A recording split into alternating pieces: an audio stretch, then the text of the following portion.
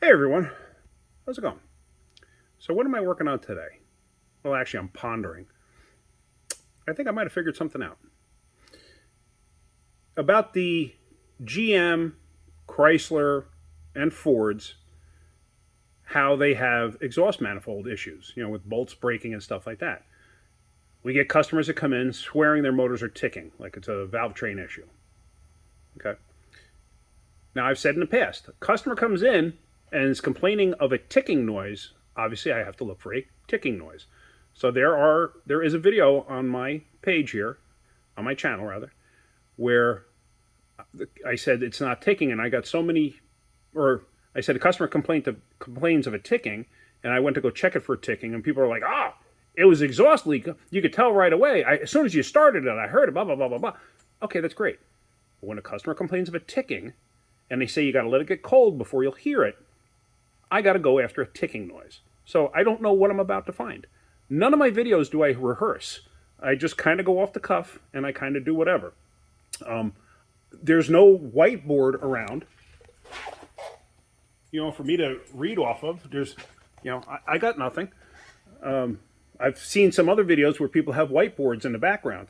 I've seen people, actually write with Sharpies on things, and little notes in certain spots, so this way they know it and they can see it. I don't do any of that. I just basically, what you see is what you get. This is how I do things. But anyway, so people complain about how the exhaust manifolds break, and then they also complain about the lifters and stuff like that. Obviously, yeah, okay, I understand that. You're going to complain about it. But I hear people say, oh, Chevy used to make such a great product. Now they make garbage. Really? Really? Think about that for a minute. Got an old school small block Chevy. Back in the 80s, 70s, whatever. 90s, whatever. Before it became a roller cam. How many of them wiped out camshafts before 100,000 miles? I can't tell you how many of them I fixed. How many of them had rocker arm problems? How many of them made it to 110,000 miles and then blew up? It's like, to find an old school Chevy motor with 250,000 miles on it, that's a miracle. You don't find them. It never happened. Yeah, there was one or two out there, but you never saw it. I see Silverados here. Look at this. Here, this is my truck. Now, granted, it just has 100,000 miles on it, but it's a work truck. It's a dump truck that I bought, and I bought it to sell it. And I'm doing a lot of little work on it that it needs. And here's a Suburban with a 5.3. This thing's got 300,000 miles on it. But people complain and say, oh yeah, Chevy used to make great product, and now they make junk. No. They make a much better product today. Same with Ford, same with Chrysler. I probably like Chevy the most. But now here's the thing. I like Dodge too. I'm not a huge fan of the Ford, except the 5-liter. I really like the 5-liter. But now here's the... People are complaining about, the Chevys, the Fords, the Dodges, whatever. They all have the exhaust manifold problem. Well, here's the thing. I've seen Toyotas do it too. I've seen Nissans do it too. But what we have here, at least in the area that I'm at, I'll see 100 Chevys or GMCs. For every 100 Chevys or GMCs, I'll see 50 Fords. Then I'll see 20 Dodges. Then I'll see 4 or 5 Toyotas, and I might see 1 Nissan. And there's a Nissan dealer close. It's literally 10 miles that way. Now, granted, there is a Dodge dealer across the street, there is a Chevy dealer up the street, and there's a Ford dealer up the street. But in my area, I don't see a lot of Toyotas, and I don't see a lot of Nissans at all. I mean, I don't see them on the road. So to say that they're better, I don't agree with it. I really don't. I've seen plenty of Chevy Silverados, GMC Sierras. I've seen plenty with over 500,000 miles on them. And they still have the original motors. People took care of them, and they used them for work or whatever. I've seen plenty of it. I have a Ford pickup truck outside that has 490,000 miles on it, and it's a 4.6. That's kind of unheard of, to be honest with you. The 4.6 and the 5.4 are kind of junk motors, except the 2 valves. The 2 valves are good. The 3 valves is where everything went to poopy. But, yeah, so to sit there and say, oh, trade in that Chevy junk and buy a Toyota. No, no. I've driven in a Toyota, a top of the line Tundra, 4-door. You know, it was fully loaded, had the leather interior, the best suspension, everything. I drove in that thing on a 6-hour trip one way and a 6-hour trip back. You know what that was like? That was like sitting on a park bench, a wood park bench for 6 hours. Most god-awful, uncomfortable ride I've ever experienced. And that was whatever they call their Diamond Edition or Platinum Edition, whatever they call it. But whatever. I mean, it was a nice truck. Me personally, I didn't like it. I'd much rather have a GM product. Then I would pick a Dodge. Then I would probably pick the Ford. Then to be honest with you, I'd probably pick a Nissan over a Toyota.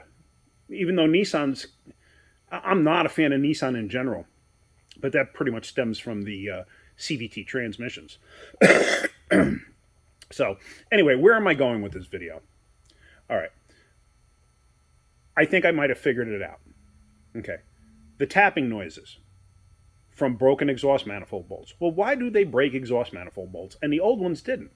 Well, I made that video yesterday on the spreader for the exhaust manifolds. And guess what? I got a small block Chevy exhaust manifold here. And I have a 5.3 exhaust manifold here. And I want to show you something. And I think I know why the 5.3s, 4.8s, 6.0s, 6.2s, I think I know why they break the bolts. Also the Fords and the Dodges, because they have the same design exhaust manifold pretty much. And why didn't the old school ones do that often? They did, but it wasn't very common. I think I know, and I think I'm going to show you. So here we have both manifolds. Small block Chevy manifold. Okay. LS manifold, or whatever you want to call it. Some people say, oh, it's really not an LS. Don't call it an LS. Okay, whatever. It's a 5.3. LS-based, Vortec-based, whatever you want to call it. Everybody else calls them LSs, so. But I know people get nutty about it. All right. Look at the size of that flange where the bolt goes through. See that? Look how thick that is. Look how thick that is. Here, let me put these two together.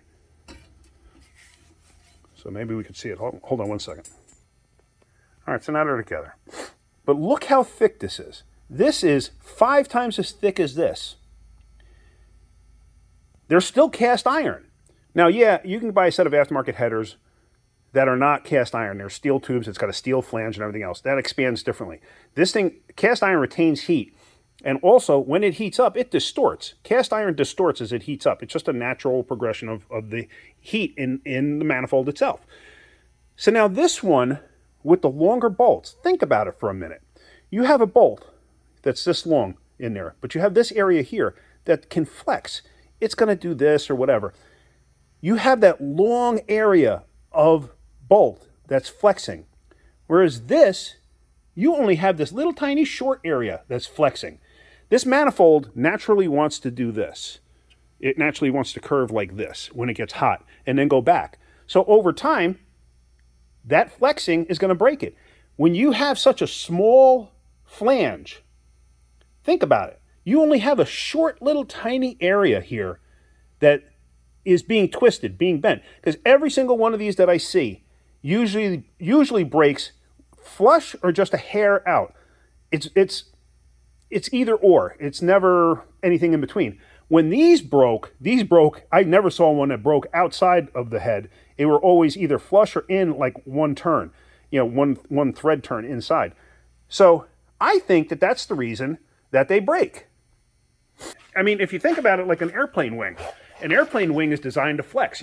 It's designed to do this. If you've ever flown in a plane, a jet, at first it's a little disconcerting because you can actually see the wing moving and it's like, yeah, but you know what? It's supposed to do that. Well, you know what? The bolt on this manifold here, the bolt on the old school Chevy manifold, has a long area for it to flex. It's not just this little tiny point of flex. So that little tiny point of flex leads to it snapping. Has to be. I'm pretty confident in what I'm thinking here.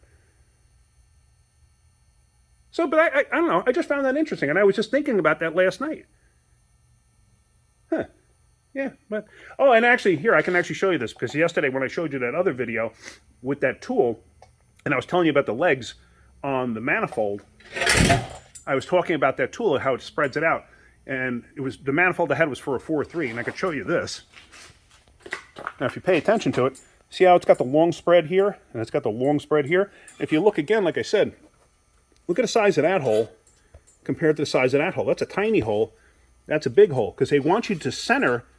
Bolt this up first, and then the end legs. And if you look, that's a big hole also. See that? I mean, I could sink my finger into that. This one I can't. See that? Cannot do it.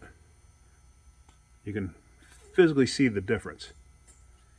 So that's that's where that little tool comes in handy. Obviously, you don't need that tool for the other exhaust manifold because it doesn't have, because it has a flange style. See that? It's a complete piece all the way across. So you don't need that tool because this thing doesn't distort in that manner. Also, with that bolt hole being like that, it allows for distortion. And it also allows for it to flex. And if you ever notice on the older Chevys, when they did break the bolts, which was rare, it was always an end leg. It was never a center leg. But Fords and Mopars have the same design. So do Toyota and Nissan. And I've seen the Toyotas and the Nissans do it. I have fixed a couple. It's rare. I've probably only done 2 or 3 Toyotas in all my years. Same design as this LS manifold. And I think I've done 1 Nissan. But that's it. But then I don't see them. I don't see them on the road. So if you're comparing 1, 2, 3, 4 cars compared to 100 cars or 100 vehicles, there is no comparison. So stop sitting there saying that the Chevy makes junk now. They really don't. Neither does Ford, neither does Dodge. Like I said, I'm just not a huge fan of the Fords. I like their interiors, but not a huge fan of the Fords. I had to work on Chrysler an awful lot, so I'm kind of biased on their trucks, but whatever. Meaning, I would pick the Chevy over the Dodge because I had to work on them. But anyway, it's neither here nor there. Yeah. So let me know in the comments what you think about what I just said. So, all right, if you're getting something out of my videos, hit that like button. If you could, please subscribe. All right, guys, have a great night. Keep wrenching.